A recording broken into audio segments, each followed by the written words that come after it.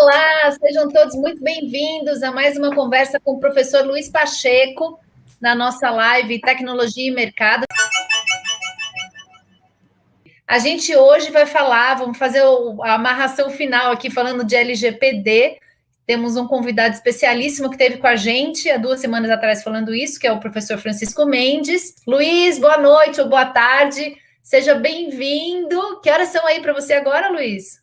São 10h32 aqui. Oh, beleza, da noite, né? 5 horas para frente, coisa boa. Muito Estamos bom. no futuro. O Luiz agora está no futuro. Pois é. Boa noite, Luiz. E aí, conta pra gente sobre o que a gente vai falar hoje mais especificamente. Quem ficar aqui com a gente vai descobrir o que hoje? Então, a semana que a gente comentou sobre os aspectos jurídicos da ética na inteligência artificial, a gente deu uma conotação um pouco negativa, um pouco tenebrosa aí para acidentes e problemas, né, da inteligência artificial, e a gente sempre tem que mostrar os dois pontos, né, ponderar aí os dois lados das coisas. Então, hoje a gente vai trazer outras coisas falando sobre inteligência artificial, mas coisas positivas que podem ser muito benéficas para nós, né, como sociedade. Então, para desfazer um pouco essa imagem ruim também, a gente vai falar de outras coisas, mas puxando para o lado positivo hoje.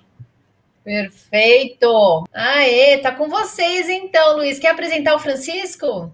Francisco, amigo de longa data, doutor em física pela USP, professor, consultor, grande entendido aí de tecnologia, que está sempre acompanhando novas tendências, sempre trazendo novidades aí para nós também, nos grupos onde a gente se encontra, e hoje vai nos brindar aí com algumas surpresas também sobre a inteligência artificial, que vão ser muito legais para quem ficar aqui assistindo com a gente. Luiz, muito obrigado pelo convite, tá? Só fazendo uma inversão aí, eu sou físico de formação, meu doutorado é na área de educação e eu sou especialista em tecnologia educacional.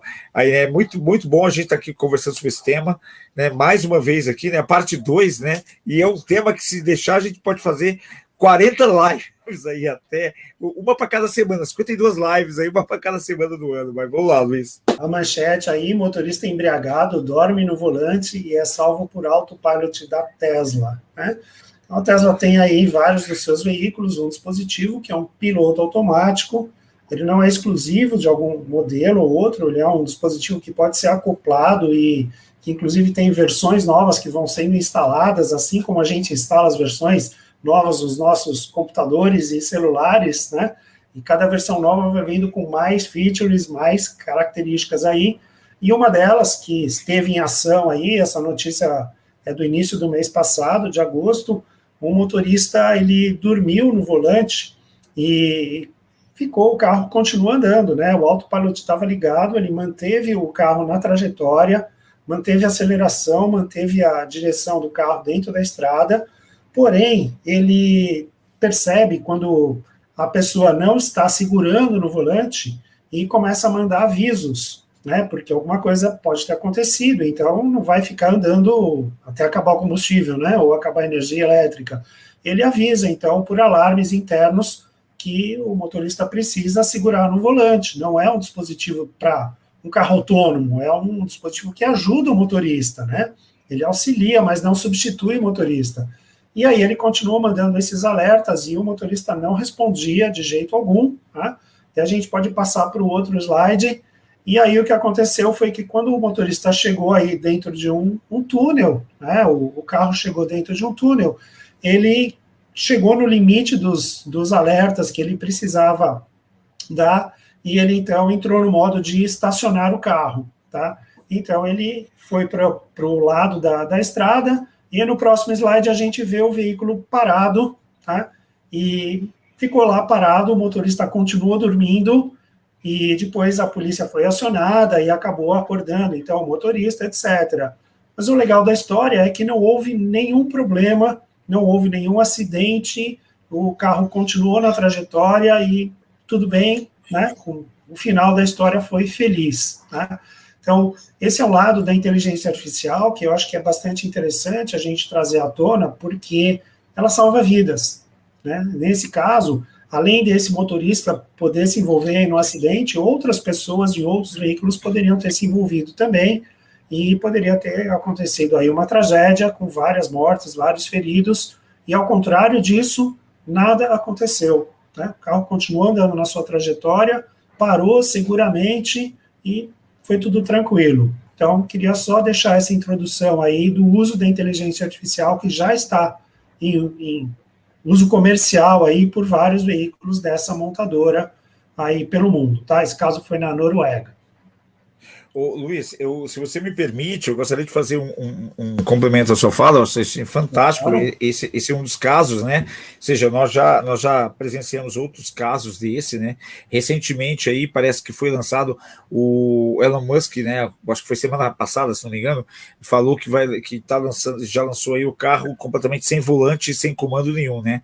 E aí, nesse caso, você tem o volante. Alguns carros modernos hoje têm esse dispositivo, né? Que se você tira, e sem ser carros autônomos, né? Se você tira a mão do volante por mais do que 3 segundos, ele começa a vibrar e ele te dá um alerta, né? Ou seja, e tem o eye track, né? Ou seja, e tem alguns carros que já tem o eye track para você verificar, né, se você desloca a cabeça para baixo, ele obviamente já aciona, já avisa, porque parte do pressuposto que o motorista pode estar dormindo. E o que eu achei interessante nesse caso que você trouxe aí, na outra live, né, na live que nós tivemos há 2 semanas, nós discutimos muito, mas a gente falou muito também, que o que a gente tinha proposto falar hoje, sobre tendências e os limites, né? A gente colocou aspectos a se pensar, até só para relembrar um ponto, eu tinha sugerido, eu acho que uma coisa que eu lembro de eu ter falado muito, é a necessidade de se criar um comitê multidisciplinar, onde nós tenhamos psicólogos, sociólogos, analistas de dados, cientistas de computação, né, ou seja, multidisciplinar aí com várias áreas aí do conhecimento, para poder avaliar os critérios, os limites, a parte ética, né, e a parte estética de ação, né? Eu acho que assim, a gente não pode demonizar qualquer inteligência, né? Qualquer tecnologia, a pessoa costuma falar, quem faz ela para o bem ou para o mal é o ser humano e a mente humana, claro. Então nós não podemos demonizar a questão da inteligência artificial. Nós colocamos alguns pontos a se pensar que são necessários, né, na outra live, e nessa a gente vai trazer pontos também a se pensar, obviamente, mas pontos positivos, né? Ou seja, o que a gente está ganhando com isso, como é que a gente está crescendo com isso, né? Segue aí, Luiz. Exatamente, né? Acho que a gente sempre tem que considerar os dois lados, né? Ouvir as outras opiniões também, e tudo, como você disse, né? O emprego da inteligência artificial ou de qualquer tecnologia é que pode causar algum mal, né? A tecnologia por si só não é boa nem ruim, né? O uso como a gente dá a ela e que pode mudar aí as intenções, né? Então, acho que isso é importante a gente discutir aí. Mas eu só queria trazer esse caso aí, que é um caso positivo, né, de uma utilização legal, e aí eu sei que você tem outras coisas bacanas aí para mostrar também, então gostaria que você apresentasse aí para quem está nos assistindo. Eu vou mostrar uma sequência de slides, depois a gente explica, tá? Vou mostrar uma sequência de slides, e aí eu gostaria que o pessoal prestasse atenção e tentasse responder a essas perguntas, tá? Então, primeiro é esse, né? Ou seja, vou tocar uma música, né? E aí eu queria que o pessoal tentasse reconhecer de quem é essa música, né? Do Anthony Vivaldi, de Sebastian Bach ou do Mozart, né? Wolfgang Amadeus Mozart, né? Vamos lá, então.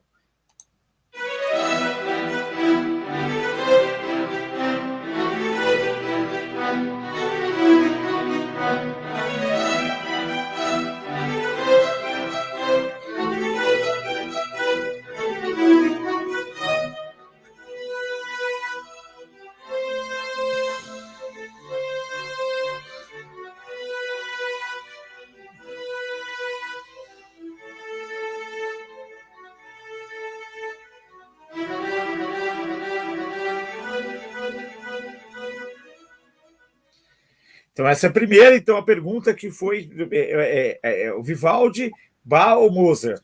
Né? Quem é que está tocando isso aqui? Eu acho que parece uma melodia de Vivaldi. Parece Vivaldi. Muito bom, muito bom. Se foi baseado em... Vamos lá, próximo então, hein? Vamos lá, gente. A próxima é um desafio parecido, né? Agora é do Monteverdi, do Bach ou do Wagner, né? Vamos lá.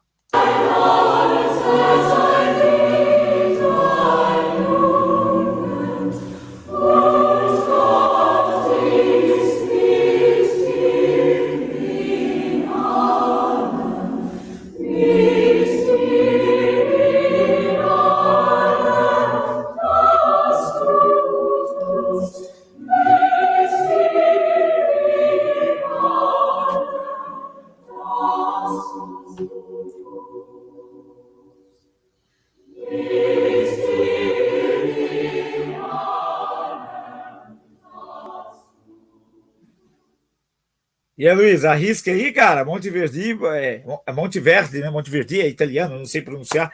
Bach ou Wagner? O que você acha? Esse me pareceu o Bach. Bach, é muito bom. Vamos lá, vamos lá. Estou sentindo pegadinha no chão, pegadinha no ar. Vamos lá. Desses aqui, ó, número 1 a 12, tá? Primeiro, são duas perguntas de uma só. Primeiro, se vocês conhecem alguém aí, né? E dessas imagens aí, qual delas não existe? Eu chutaria 10. Eu também chutaria 10. Eu não conheço ninguém desses aqui, eu chutaria 10. Muito boa para ser verdade. Tá ótimo. Então vamos lá. Próximo. Esse aqui é o roteiro do Friends, né? Todo mundo sabe aí a saudosa série Friends aí, né? Aliás, fizeram o último lançamento aí agora do Reunion, né? Foi fantástico.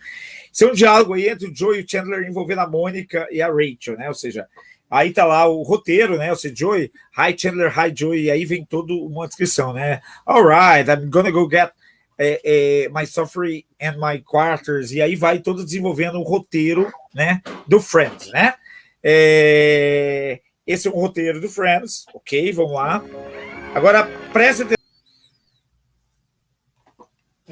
Então tá. Então vamos lá. Essa edição, o que é essa edição de som? Então, aí o seguinte, o que acontece, gente? Tudo isso daí, só para a gente desmistificar, foi feito por inteligência artificial, tá? Então, assim, a gente está olhando o aspecto positivo também, né? O primeiro chama EMI, né? Experiment in Musical Intelligence, desse pesquisador, M. David Cope, né? Que ele tá relacionado aí, ele desenvolveu essa pesquisa. Então, o que ele fez, na verdade? Ele usando uma sequência de computadores, usando uma relação de supercomputadores aí, ele desenvolveu uma programação de inteligência artificial, onde ele alimentava essa inteligência artificial com dados de obras clássicas, né, dos eruditos, né, Bach, Vivaldi, Tchaikovsky, Wagner e assim por diante, e ele, através o algoritmo que fazia era estudar toda a obra. O primeiro foi Vivaldi, então estudou toda a obra do Vivaldi, e ele pegava a partir do estudo e a partir da alimentação de informações temporais, ou seja, onde nasceu, quando viveu, o que estava acontecendo na época, a partir dessas informações, o computador de inteligência artificial, ele montava uma obra, uma peça, né, baseado naquele compositor. O primeiro foi de Vivaldi, muito bem, Carol, e o segundo foi baseado em Bach, muito bem, Luiz. O que acontece? Só que o que foi o sensacional desse teste EMI? Eles colocaram esses compositores, eles colocaram cerca de 250 músicos, né, musicistas, músicos, maestros, dentro de um anfiteatro, passaram a obra, né, e deram um questionário para eles preencherem quem era o autor da obra, né, em que momento da vida dele foi feito e qual que era, ou seja, todas as referências em relação à obra. O mais impressionante é que desses 250, boa parte dos músicos que estavam lá reconheceram como sendo do Vivaldi, alguns questionaram, falaram que era plágio e assim por diante, mas a maioria, né, a grande maioria é redundância, mas a maioria comentou que seria uma obra do Vivaldi, ou seja, passaria para quem não é especialista, para quem não é entendedor do músico, do Vivaldi, do Wagner, do Tchaikovsky, ele passaria como sendo uma obra inédita, passaria como sendo uma obra, né, uma obra original do Vivaldi e do Bach, ou do Wagner, ou de quem quer que seja. Tá? Esse EMI, Experiments in Musical Intelligence, se você entrar na internet, você consegue pesquisar, você consegue verificar, tem vários aí compositores, tem todo o histórico aí dos compositores. Então, essa é uma forma de utilização de inteligência artificial, né? O segundo, que é aquele This Person Does Not Exist.com, é um projeto da Universidade de Cornell, né, da Cornell University, que ela tenta reproduzir, né, rostos e expressões humanas. Esse foi os primórdios do deepfake, né? Ou seja, ao início lá do deepfake. Esse projeto é um projeto que já existe há algum tempo. Então, quem quiser entrar lá nesse projeto, tem lá vários, né, os rostos aí, né, de pessoas que não existem. Então, ali, Carol e Luiz, e quem estiver assistindo a gente, nenhum daqueles 12 que estavam lá, né? Com pele ruim não existem, foram criados. Não existem. Todas foram criadas, todas ali foram criadas. Então, eu acho que isso é uma coisa importante e interessante de ver.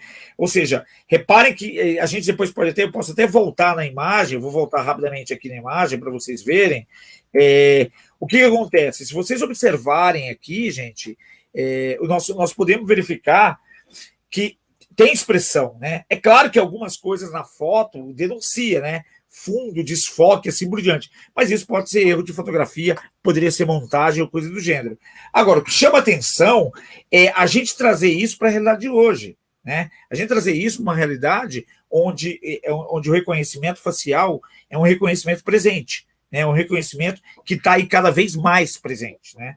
E o último, o Friends o Friends também foi feito, esse roteiro do Friends foi desenvolvido por uma inteligência artificial. O que eles fizeram? Eles alimentaram o algoritmo, alimentaram a máquina com todos os episódios, todo o seriado, né? E aí programaram para entender as características de cada um dos personagens, entraram com as características do roteiro de cada um dos personagens, entonação, modo de fala, e ele montou um roteiro original para Friends, né? Agora, se esse roteiro teria sucesso ou não, isso não foi gravado, né? Isso não foi gravado, eles não aceitaram fazer esse teste, né? E o último, gente, do Morgan, já tinha comentado com a Carol em outro tempo, esse foi um projeto do Luke Scott, que é um pesquisador da 20th Century Fox e da IBM Research nos Estados Unidos, né? Que eles fizeram o quê? Eles programaram a máquina para montar trailer, né? Então, hoje, para quem já teve a oportunidade de ir na Fuseio conhecer, ou quem entrou quem conhece um pouco da Fuseio lá, entra no site lá para verificar. Gente, é muito trabalhoso montar um trailer, é muito trabalhoso montar um filme, editar, fazer essa edição. O que eles fizeram, então? Eles alimentaram a máquina, né, programaram o algoritmo para fazer exatamente isso, ou seja, entender o que precisa de um trailer. Um trailer precisa da narração da história, precisa de momentos de suspense, momentos de tensão, precisa de cenas em mudo, cenas em movimento, precisa de inversão de câmera e desfoque. Então, eles pegaram os elementos que compõem um trailer e fizeram com que a inteligência artificial, ela alimentada do filme, ou seja, passa tudo, eles colocam o filme, ela seleciona as cenas, ela seleciona uma música e sincroniza a música e a cena e os diálogos de acordo com que aquele trailer, e consegue fazer 1, 2 ou 3 trailers, né? Lado positivo disso, o tempo é muito menor, né? Esse trailer foi montado, se não estou enganado, posso estar enganado, eu tenho que checar essa informação, foi montado em 20 minutos esse trailer, 20 minutos, né? E um trailer, Carol pode dizer melhor aí do que eu, mas um trailer ele não é montado em menos que 10 dias, né? Ou seja, tem uma variação aí de 5 a 10 dias, porque eles não montam um trailer, montam uma sequência, né? 1, 2, 3, 4 trailers. Então você tem um ganho aí de produtividade. Entretanto, você tem aquele velho dilema, né? E aí a gente entra nas tendências do dilema, ou seja, algumas profissões vão ter que ser reinventadas. Então, assim, vai perder profissão. Não, acho que assim, o futuro tende a aprimorar e tende a melhorar. Eu sou sempre olhando do lado positivo. Eu acho que a gente tem que olhar do lado de que eu preciso me reinventar, eu preciso trabalhar de tal forma que, se essa minha profissão vai sofrer alguma alteração, eu preciso estar ligado, precisa estar antenado, precisa compreender as tendências. E aí a gente fala da importância das tendências, né? Ou seja, compreender as tendências, para onde está indo, como é que eu posso me apropriar disso, como é que eu posso me aprimorar com isso, né? E os outros eu tirei o exemplo, para não ficar muito longo, que depois, se vocês procurarem aí na internet, é só experiência do AlphaZero Stockfish, o Luiz comentou na última live, e tem a do Google Home e do Cleverbot, né, que eles colocaram o Google Home, e a Cleverbot colocou duas inteligências artificiais, tipo Google Home, Alexa, assim por diante, para conversarem entre elas, né? E se você digitar na internet, tem vários exemplos disso, né? Tem algumas coisas que eu queria falar. Primeiro, do trailer, que além da coisa da máquina fazer mais rápido, o trailer ele é feito para o mesmo filme, os trailers são diferentes de acordo com os países, né? Então, isso é uma formulinha para cada país diferente, né? E isso da máquina fazer ajuda demais as produtoras para lançamento e tudo. E, casando com uma live que eu já fiz aqui com o Luiz, falando de consumo orientado por algoritmos, ajuda, nossa, não está funcionando esse, troca esse, faz teste A/B e tal. Essa coisa do trailer, acho que sim, tem sentido a gente discutir. Poxa, e o profissional humano que fazia o trailer, né? Perdeu o emprego? Provavelmente. Por outro lado, e todos os profissionais que trabalharam na produção do filme e que dependem da eficiência do trailer, essa agilidade melhora muito a performance do produto final, né? Então, eu acho que tem os dois lados, né? Tem o lado sim, estamos substituindo seres humanos, mas se esse produto traz mais resultado para a peça final, por que não, né?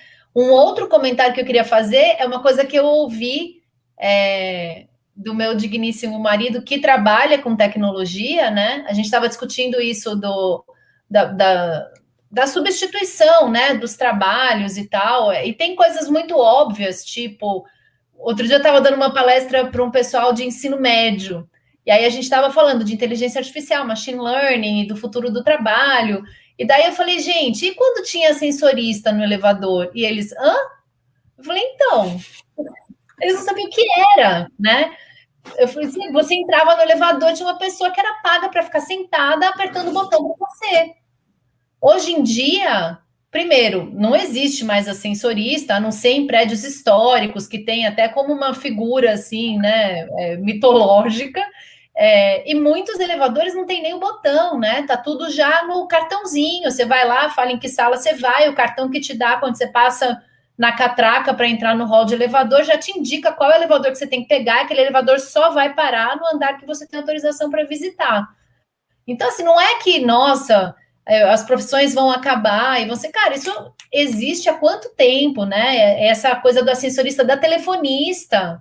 Quando começou o telefone, que você tinha que ligar e pedir para ela conectar, e ela te conectava lá manualmente. É da vida, as coisas vão. Mas o comentário do meu marido é um comentário para me provocar, e eu vou fazer aqui, vou aproveitar para provocar vocês. Ele falou assim, mas poxa, Carol, se uma máquina vai substituir um trabalho, é porque esse trabalho não é humano, por conceito. Se uma máquina pode fazer, ele deixou de ser humano, ele tem que ser feito por uma máquina mesmo. Fica a indagação aí para vocês desse pensamento. Eu falei, tem sentido. Luiz, você quer comentar? Luiz, eu queria comentar, mas Luiz, se você quiser comentar, você pode comentar, eu falei, depois eu falo, não tem problema. Olha, eu acho que é uma coisa para a gente pensar, realmente é filosófico isso, né? Mas eu acho que os trabalhos, eles não têm essa classificação de humano ou não humano, né? Eu acho que você lembrou bem aí de algumas coisas que foram, sim, substituídas, né? Além do ascensorista, para piorar um pouquinho, você podia dizer que era o ascensorista do mapping, que dizia assim, quarto andar, cama, mesa, banho, terceiro andar, móveis. E também tinha aí o curso de datilografia, né? Obrigatório aí para muitas gerações aí, né? Não muito distantes de nós, né? Que tinha que aprender, então, a fazer a tal da datilografia para poder arrumar um trabalho em alguma empresa, que fosse aí um trabalho de escritório, que não fosse um chão de fábrica, que não fosse uma coisa mais bruta, né, que fosse um trabalho mais conceitual, tinha que obrigatoriamente aprender datilografia, né. Então, acho que essas substituições, elas sempre vão acontecer, né, não é agora, não é esta tecnologia, né, tudo é tecnologia. Então, desde que a gente vem passando aí por todas as revoluções industriais, né, dizem que estamos aí na 4.0, então, desde a primeira revolução industrial, quando o trabalho de força bruta começou a ser substituído por máquinas a vapor, já houve aí uma substituição de uma série de empregos, e de lá para cá as coisas não mudaram, né. Então, acho que sempre tem trabalho e condições de empregabilidade para quem se atualiza. Eu acho que nós três aqui somos da área de educação, né, nós acreditamos nisso, porque realmente é o que pode mudar a condição das pessoas, é buscar essas tendências, perceber que, opa, o que eu estou fazendo aqui pode ser substituído, então eu tenho que mudar e fazer outra coisa, buscar uma especialização, buscar um curso, buscar um autodidata que seja, mas isso é muito importante, né, e essa coisa do lifelong learning é cada vez mais presente no nosso mundo, né? Não tem essa de eu estudei, me formei, alguma coisa assim, agora eu estou tranquilo. Não, eu fico pensando, eu fiz engenharia, né? Me formei há 30 e poucos anos atrás, já nem sei quantos.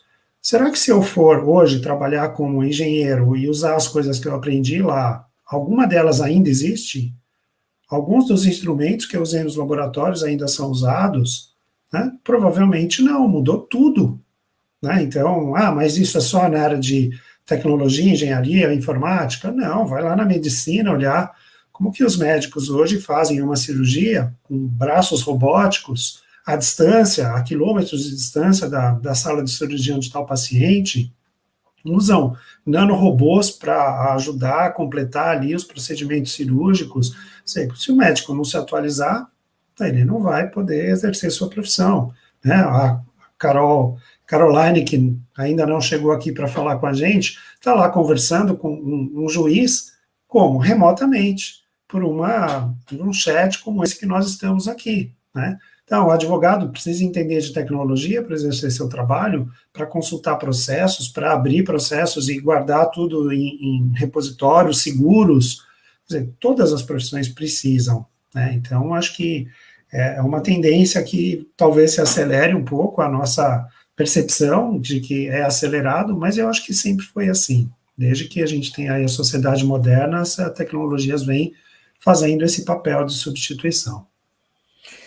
O que eu queria completar, Luiz, a sua fala, e aí já pegando a provocação da Carol, eu acho o seguinte, uma coisa que eu penso é assim, primeira coisa, eu acho que todo trabalho físico, o trabalho mecânico, sempre acreditei que possa ser substituído por uma tecnologia. E mais do que isso, eu acho que trabalhos repetitivos, eles tendem a ser substituídos por uma tecnologia, né? E eu acho que isso é uma coisa que acontece. Então, eu estava vendo uma reportagem um dia falando sobre a automação do agribusiness, né? Da parte de colheita, né? Então, antes você tinha uma área muito grande, eu estava vendo um caso específico, um case, onde tinha uma área muito grande e uma determinada fazenda, o fazendeiro ele tinha 8 caminhões, tinha 8 caminhões e tinha 4 colheitadeiras, né? Para cada colheitadeira precisava de um operador de colheitadeira, e para cada caminhão precisava de um motorista, só que tinha 8 caminhões, então era por turno, então ele precisava de 8 motoristas de caminhão. Ok. O que aconteceu? Chegou um sistema de automatização em que a colheitadeira e o caminhão, eles faziam o trabalho em conjunto, e a operação da máquina era feita por uma pessoa só, num posto, então criou-se na fazenda um posto de operação, onde ele controlava as máquinas toda remotamente. Então foi substituído 8 funcionários por uma pessoa só, né? Em termos de custo, óbvio, você tem um custo menor, você tem um custo alto de investimento na tecnologia, você tem um custo menor por questões trabalhistas e por diante. Tem perda? Tem perda. E a gente tem que pensar nisso também. É óbvio que não estou aqui dizendo, perdeu a profissão, acabou. Não, não é isso. Eu acho que a gente tem que começar a pensar sobre como é que eu posso usar aquele recurso, né? Eu vou substituir, legal. Então, acho que a pergunta que a gente tem que fazer é como é que eu posso usar aquele recurso que eu tenho hoje para não torná-lo obsoleto, ou se eu já tenho essa tendência e acontece uma possível mudança, eu acho que o ideal seria você pega e fala assim, olha, é o seguinte, essa tendência de mercado, isso é uma coisa que a gente vai fazer, então quem quer ser treinado nisso, né? Então hoje, por exemplo, eu estava verificando, uma das profissões que está sendo mais pesquisadas, mais solicitadas, é drone, né? Ou seja, é a molecada que sabe operar drone, né? Porque tem várias funções aí que pode operar drone. Dentro da polícia, né? Dos bombeiros e por diante, você tem um segmento que é para isso, né? O pessoal operando drone para fazer. Então, assim, a tecnologia vem, é uma tendência? É uma tendência. Vai mudar? Talvez, eu não diria, Carol, pegando a provocação que você fez, se não é humano. Mas eu diria, a pergunta é repetitivo? Eu posso facilitar o trabalho do humano? Aí eu acho que entra a questão da consciência, né? A questão do uso da questão da inteligência, do desenvolvimento criativo que o ser humano tem. Esses dias eu participei de uma discussão, para fechar minha fala, esses dias eu participei de uma discussão no Clubhouse sobre a questão da inteligência artificial, né? E aí um ponto que a gente tem que levantar em consideração é o seguinte: as ficções científicas que são colocadas, elas nos trazem muitos pontos a serem pensados e trabalhados, né? Então, por exemplo, quem diria que aquele reloginho que o Capitão Kirk e o Spock usariam, né? Nós hoje estaríamos aí usando a rodo, né? Só falta agora o teletransporte, né? Mas até agora, ou seja, então eu acho assim, a ficção científica está aí para a gente pensar e repensar as nossas ações, pensar o lado ético, o lado da tendência. E mais, eu acho que a gente tem que, nós temos a obrigação de analisar a sociedade como um todo para atribuir ao ser humano, na minha concepção, o valor que cabe a ele, ou seja, valorizar a questão do trabalho, valorizar a questão do ser humano como ser humano, né? E dar a questão, utilizar a inteligência artificial a favor do crescimento, desenvolvimento e a melhoria de qualidade de vida, né? Eu acho que isso é um ponto importante. Agora, eu não sou fatalista a ponto de achar que a inteligência artificial vai acabar, que nós vamos, sabe, Skynet da vida, nós vamos ter uma Skynet. Eu não chego a esse fatalismo, né? Aquele teste de Turing, eu convido o pessoal, até não sei se o Luiz já assistiu, ou se a Carol assistiu, o filme Ex Machina, por exemplo, né? E o Her, né? Que mostra a questão da relação, inclusive da relação do feminino, né? Então tem toda uma discussão aí em termos do feminino e da questão da máquina, e lá mostra muito bem a questão do teste de Turing, como é que funciona e tudo mais. Então a pergunta eu não acredito, eu sou um futurólogo de educação, né, principalmente tecnologia, eu gosto de ver tendências, eu gosto de analisar, gosto de puxar para o tempo presente, verificar se vai ser aplicado ou não, mas eu não acredito que essas tendências sejam voltadas, como o Luiz diz, à questão do mal, né, o que a gente toma decisão do que vai fazer ou não, né. Agora, toda profissão é humana, né, só para encerrar minha fala, toda profissão é humana, né, inclusive quem mexe com tecnologia, afinal nós estamos aqui, né, discutindo. Imagina, ele jogou isso para mim porque ele sabia que ia conseguir, né, me sacudir. Agora, eu tenho ouvido muito lá nos Estados Unidos, eu não sei se isso é verdade aqui no Brasil, mas a gente tem graduados que trabalham em empresas de, como chama? Health Insurance, seguro-saúde, né? Que trabalham com sistemas de saúde. E um dos nossos graduados trabalha especificamente criando o software que faz a triagem dos pacientes, né? Então, a pessoa que está lá, você chega doente, vai passar pela triagem, você é atendido por uma enfermeira que é uma pessoa que vai medir sua pressão e vai fazer uma série de perguntas e vai imputar as respostas no software. Quem determina a ordem de atendimento, se é emergência, não é, quem rastreia, porque lá já tem, né, o seu histórico médico, vai lá e olha tudo que você já teve, que está dentro do sistema e que pode estar relacionado com os sintomas que você está tendo, para poder fechar uma primeira análise, né, entender se é emergência, não é, ou para que especialidade você deveria ir, já é esse software feito por essa empresa, e por acaso é um graduado nosso que gerencia esse software, a equipe toda. E a mesma coisa para escritórios de advocacia, né? Quando vai fazer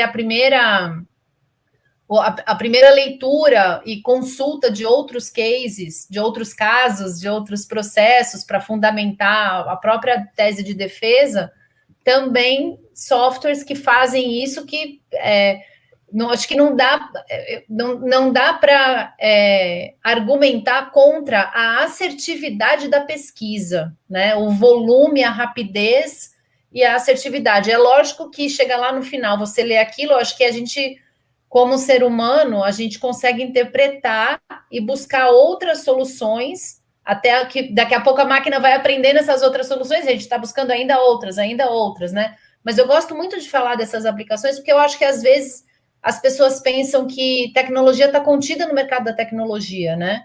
E não está. Se a gente, para quando vai falar principalmente de carreira, que os jovens têm os jovens, coitados, né? Através dos pais, tem essa percepção de que vou fazer engenharia e medicina, vou fazer direito, e essas carreiras não estão ameaçadas nunca, são garantia de bom salário, sucesso profissional. Não é bem assim, né? E essa mudança é uma mudança na sociedade, né? Em todas as áreas. Eu queria só pegar esse caso que você citou, Carol, e eu queria aprofundar ele. Pena que a Carol deve ter, infelizmente, se enrolado lá no compromisso dela, mas assim, eu estou muito ligado, né? Vocês sabem disso, estou muito ligado à questão do trabalho com a conscientização de uso de recursos digitais, né? A gente tem um trabalho forte aí junto com a seção da OAB de tecnologia, junto com o CGI, NIC-BR, a Carol e o Ministério Público, né, a Cefrenet, e a gente gosta de trabalhar, o Luiz também está nessa pegada, a gente, né, já está muito linda nisso, que é conscientizar as pessoas no uso de recursos digitais. Uma das coisas que eu acho que eu fico mais assim, primeiro, nossos dados são públicos, nossos dados estão aí, né? Ou seja, não dá para dizer, eu gosto muito da Kate O'Neill, quando ela fala no TED dela, é o seguinte, não tem como mais brigar, os dados estão aí. O que a gente tem que perguntar é o que as pessoas vão fazer com os nossos dados. E aí, quando as pessoas falam, por exemplo, da LGPD, a LGPD não vai pegar, muito me assusta, porque não tem opção de não pegar a Lei Geral de Proteção de Dados, né, a LGPD. Ela tem que pegar. Porque o que me assusta nesse caso, por exemplo, isso que você comentou, é que eu estou escancarado, né, eu estou aberto. E aí, a minha preocupação, e aí eu acho que é isso que nós, como cidadãos, né, nós temos que cobrar, como é que essa empresa, qual a segurança que essa empresa dá no dado, como é que ela garante que meu dado não vai ser hackeado? Porque existem estudos, por exemplo, de iridologia, né? Então, por exemplo, todo mundo agora, esse negócio do reconhecimento da íris, né? Que é mais precisa que a digital. Legal. Só que tem uma coisa, a íris, ela guarda informação de saúde sua, que é um mapa da sua saúde. Né? Então, você teve catapora, você teve uma determinada doença, você teve uma depressão em determinado período, a íris vai guardando essas informações. Então, uma leitura de íris é uma invasão à sua vida.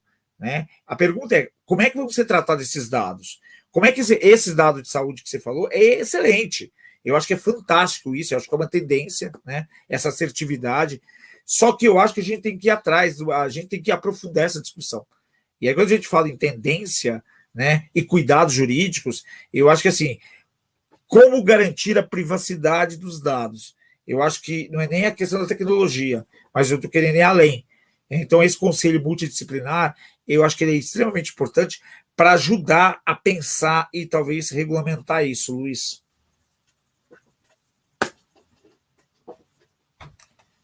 Deixa eu ligar aqui o meu som, senão eu tomo mais uma multa aqui de falar sem o microfone ligado.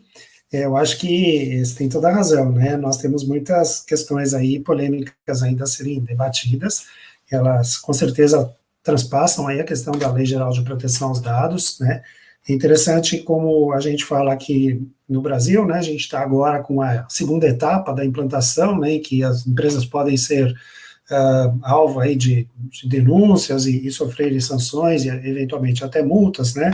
Mas a gente sabe que na Europa a LGPD, que chama GDPR aqui, já chegou faz tempo, né?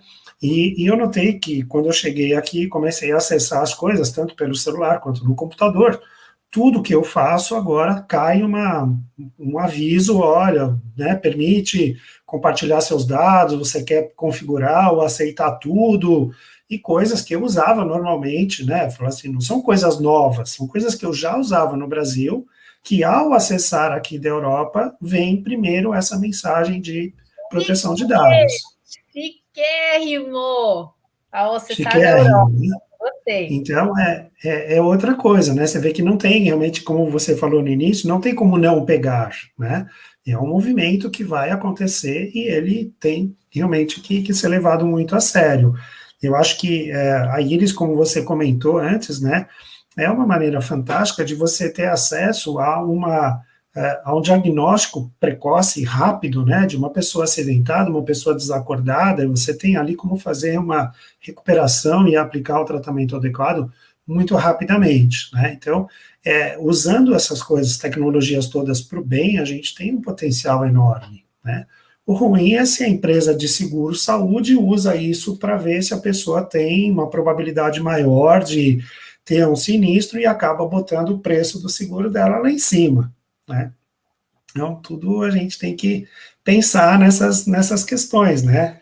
Assim como no caso do que você comentou lá das colheitadeiras, né? Tinha lá 8 pessoas que perderam o emprego, né? Mas imagina que a máquina que faz o trabalho deles não existia o ano passado, e agora precisa de alguém para construir a máquina, para projetar a máquina, para programar e para fazer manutenção na máquina. Então, né, as pessoas só mudaram, se elas tiverem interesse em se desenvolver, as pessoas mudaram de emprego e provavelmente estão muito mais felizes fazendo esse trabalho de construção, manutenção das máquinas, do que tendo que trabalhar lá no campo o dia inteiro debaixo do sol, sujeito a um monte de problemas né? Então, essas coisas é que a gente tem que olhar a tecnologia sempre com os lados positivos.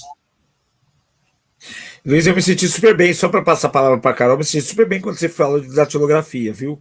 Porque eu me reconheci com isso, e eu vou te falar o seguinte, eu cheguei a prestar concurso de datilografia, e eu ficava impressionado, né? Quando eu entrava na prova de datilografia, a moça do lado do concurso estava na terceira folha, eu estava acabando a primeira, sabe? Não, gente, como assim? Deve ser proibido isso. A tecnologia veio para ajudar, né? Só isso. Carol. Muito bom. Estamos aqui caminhando para o finalzinho, né, Luiz? Querem fazer considerações finais aí desse assunto tão polêmico de hoje? Eu queria comentar uma coisa aqui, na verdade, duas coisas. A primeira, né, que o Francisco apresentou esses fantásticos materiais aí para nós, com as músicas, os trailers, etc., né, e sempre me vinha à cabeça o teste de Turing, né, que nós comentamos sempre em aulas, em outras oportunidades, né, que basicamente consiste em que você seja apresentado a uma inteligência, a uma tecnologia que usa inteligência artificial, e o teste consiste em a pessoa ter a capacidade de discernir se aquilo é humano ou não humano, né? E eu acho que nós fomos aí pegos, né, pelo teste de Turing, quando nós tentamos responder se as músicas eram de compositores ou não, reais ou não, e se aquelas imagens, né, naquelas fotos, igualmente haviam sido tiradas normalmente ou se eram obras de inteligência artificial, né? Então, nós vivenciamos o teste de Turing aqui, ao vivo e sem querer, sem saber que estávamos fazendo isso, né? E a segunda coisa, quando o Francisco comentou sobre os filmes de ficção científica, né? E justamente esse nome científica que passa junto dos filmes, né? Quer dizer que existe alguma coisa de estudo por trás daquilo, né? Não é uma coisa inventada, totalmente absurda, existe alguma coisa por trás daquela ficção. E eu assisti outro dia um episódio de uma série chamada Segredos da NASA, em que mostrava que o pessoal da NASA, às vezes, se recorre a filmes de ficção científica para trazer soluções para os problemas que eles não estão conseguindo resolver. Eita, nós, vai vendo, hein? Que perigo. Vocês viram, eu ia falar e eu esqueci, vocês viram uma entrevista do Tony Robbins? O Tony Robbins é um guru, né, americano, e ele mexe muito assim com o emocional, né, das pessoas, ele faz o coaching dele através das provocações emocionais, assim, e ele foi convidado para entrevistar a Sofia, que é uma inteligência artificial, né, que é uma pessoa, e essa entrevista é muito interessante, porque ele faz a entrevista com ela como se ele fosse entrevistar uma pessoa, ele sabe que ela é uma inteligência artificial, e a pergunta que derruba ela é quando ele pergunta o que é. que é importante para você, ou qual o teu propósito na vida, e ela não consegue, ela começa a ditar uma série de regras que ela foi programada, e ele falava, não, mas para você, e ela dá uma travada. É muito impressionante essa entrevista, e é muito assustadora, assim, né, porque ela é uma pessoa, mas ela não é. Ela é um monte que está vivendo, né, eu acho incrível.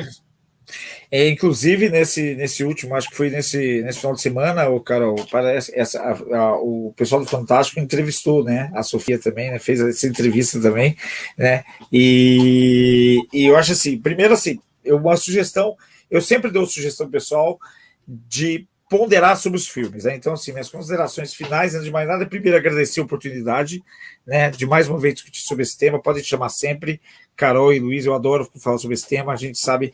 Eu acho que assim, eu queria deixar duas considerações. Primeiro, para que as pessoas assistissem os filmes e refletissem sobre eles, né?